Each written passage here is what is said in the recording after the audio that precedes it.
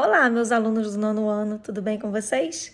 Então, hoje nós vamos fazer a correção das páginas 57, 58 e 59 de língua portuguesa e, para a produção de texto, eu vou deixar uma tarefa. A tarefa é fazer a segunda proposta do artigo de opinião. Vocês fizeram na página 156 a número 1 e agora vão fazer da 157 a número 2. Na 157, esse artigo de opinião diz o seguinte, que é para vocês darem a opinião de vocês sobre o tema: o poder da mídia na construção dos padrões de beleza no mundo contemporâneo, no mundo atual. Aqui em cima, vocês vão ler o textinho motivador. Esse textinho é muito importante, porque ele mostra a direção que você tem que seguir o seu texto. Então, o mesmo detalhe, a mesma coisa. Artigo de opinião, você vai defender a sua tese usando seus argumentos. A estrutura é aquela mesma que eu já disse na aula passada, 4 parágrafos, um parágrafo é a introdução. Nesse parágrafo de introdução, você contextualiza e coloca os seus argumentos. Depois você defende cada argumento em cada um dos parágrafos seguintes e, no final, a sua conclusão. O texto, como é um artigo de opinião, ainda tem uma estrutura um pouco mais livre do que a da dissertação. Bom, façam no livro, tem espaço para fazer no livro e depois, quando nós voltarmos, nós passaremos a limpo nas folhinhas da escola, tá bem? Um beijão! Bem, na página 57, nós iniciávamos com esse texto das vantagens de ser bobo, da belíssima Clarice Lispector. Bom, nesse texto, Clarice aborda muito bem o fato de ser bobo, mas não no sentido pejorativo. Ela coloca até no sentido positivo, que o bobo é aquele que de repente não quer ter uma vida mais simples, não quer tanto esquentar a cabeça com as coisas, né? Ela coloca o bobo em uma forma positiva. Bom, a primeira pergunta diz: no texto de Clarice Lispector, há um ponto de vista a ser defendido como o eixo central da crônica. Então, o eixo central é ela abordar os benefícios de ser bobo. A questão número 2, ela coloca: o termo bobo explorado por Clarice apresenta um significado que foge ao senso comum. E era para você explicar esse significado. A autora indica que bobo é uma pessoa que almeja uma vida mais simples e já no dia a dia esse termo é um termo pejorativo. Ele está associado a pessoas que são facilmente enganadas. Para a questão número 3, a autora coloca novamente, ela cita um trechinho do texto. César terminou dizendo a célebre frase: até tu, Brutus. Essa é uma frase famosa do governador romano Júlio César, ao reconhecer seu filho Marcos Brutus entre seus assassinos. Ele diz: até tu, Brutus. Nessa passagem, Clarice faz uso da intertextualidade. Era para justificar essa afirmativa e explicar como esse recurso se relaciona à postura do bobo. A autora valeu-se de um recurso mais antigo e inseriu em sua crônica, fazendo a referência ao questionamento de Júlio César, pode ser comparada ao fato de que o bobo, às vezes, é passado para trás, assim como o governante romano que foi traído por seu próprio filho. Na questão número 4 da página 58, ele pede para a gente fazer a forma reduzida dessa oração aqui. Então, na forma reduzida, nós vamos tirar a conjunção e colocar o verbo em uma forma nominal.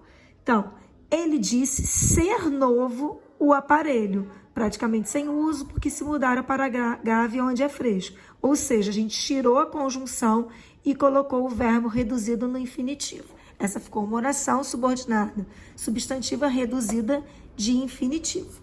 Bom, o número 5, nós tínhamos: é quase impossível evitar o excesso de amor. E ele pede para a gente destacar essa oração aqui, evitar o excesso de amor. Essa oração aqui, ela é subjetiva, está começando com o verbo de ligação. E aí, só que ela está reduzida de infinitivo, porque ela não está com um quezinho aqui, tá? Aí, agora leio o trecho reescrito: é quase impossível que se evite o excesso de amor. E aí, era para justificar essa opção do ponto de vista sintático.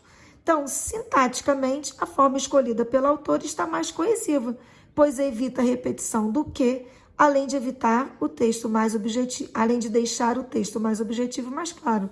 Então, vamos reparar que aqui em cima só tem esse que. Aqui nós ficamos com 2 que's, tá? Depois nós tínhamos Os espertos ganham os dos outros. Em compensação, os bobos ganham a vida. Se quiséssemos substituir o termo em destaque por duas conjunções que mantivessem o sentido original das frases, quais seriam possivelmente as conjunções? Então seria mas, porém, todas indicando a diversidade. A questão 7. O esperto vence com úlcera no estômago. O bobo não percebe que venceu. Explique o que a autora quis indicar com os tipos de vitória do esperto e do bobo. Ela quis mostrar, gente, que o esperto sofre para vencer, enquanto o bobo, por não esquentar muito a cabeça, vence com tanta naturalidade que nem percebe. A última oração presente no trecho, ela é substantiva, é objetiva direta, tá? E reduz a oração classificada no item anterior. O bobo não percebe ter vencido, tá, gente? Ó, vamos olhar aqui, a oração não percebe o que venceu, objetiva direta, e aí o bobo não percebe ter vencido, a gente tira o quezinho, tá? Que aí ela fica reduzida. As questões de marcar, nós tínhamos em sua crônica, Clarice Lispector sai em defesa do bobo, mostrando que há inúmeras vantagens em ser assim. Diferentemente do que pensa o senso comum, entre as palavras abaixo, uma delas sintetiza uma forte característica apresentada ao longo do texto. Seria a simplicidade. No número 2, em um dado momento da crônica, a autora demonstra que há algumas desvantagens em ser bobo. Tal reflexão pode ser confirmada, pois é o que está lá na letra A também. O bobo também não, né? É o que está lá na letra A. O bobo confia na palavra das pessoas que podem ser enganosas. Aqui, no terceiro, no período o bobo é capaz de ficar sentado, a oração em destaque deve ser classificada como substantiva, completiva nominal, reduzida de infinitivo. Reparem que aqui a gente tem a preposição e antes da preposição a gente tem capaz, que é um nome. O número 4, no quarto parágrafo, a autora indica que o esperto vence com úlcera no estômago, ou seja, uma vitória sofrida, enquanto o bobo não percebe que venceu. Segundo o texto, isso acontece porque o esperto é desconfiado e, por isso, não dorme enquanto o bobo vive tranquilo. E, para terminarmos, o número 5, ser bobo, às vezes, oferece um mundo de saída, porque os espertos só se lembram de sair por meio da esperteza, e o bobo tem originalidade, espontaneidade lhe vem a ideia. A autora enfatiza as múltiplas habilidades do bobo em detrimento das limitações do esperto. Para tirar a credibilidade dos espertos, nesse trecho, Clarice Lispector recorre a um mecanismo sintático da língua que pode ser identificado como, é o que temos ali, uma oração subordinada substantiva objetiva indireta reduzida de infinitivo. Tá, gente? Então, lembrando aqui, a tarefa de produção de texto, temos o trechinho motivador, esse é o tema que vocês vão fazer, o poder da mídia na construção dos padrões de beleza do mundo, lembrando de seguir essas orientações, além das outras que eu já passei, e pode fazer no próprio livrinho, porque tem bastante espaço para isso. Um beijão e até a próxima!